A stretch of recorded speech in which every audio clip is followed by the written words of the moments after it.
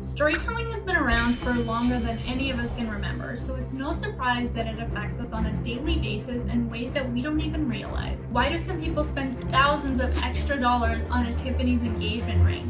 Is the diamond really that much better? Or are we buying the story of exclusivity and how good that makes us feel? Since the caveman times when they would record stories on the walls, to mythology, to folklore, the art of telling a good story has always been front and center in how we transfer knowledge and relate to the world around us. Studies actually show that our brains are wired to process and retain information a lot better when we hear it framed through a story rather than a bunch of random facts. And the reason may be because of emotion.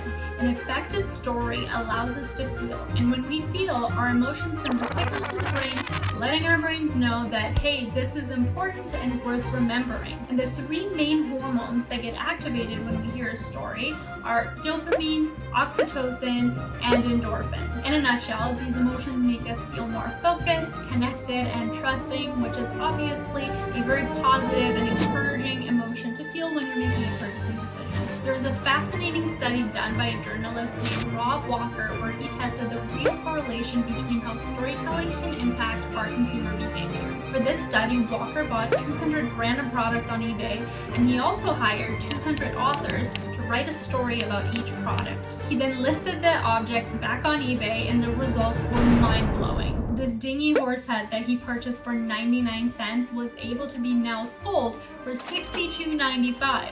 And this was not just a fluke. For this study, he spent about $129 on the products, and he was able to resell them for $8,000. Not a huge numbers gal, but you do the math. That's a crazy percentage increase. So does that mean that we should all go out of our ways to lie and make up a really good story about a product that we're trying to sell?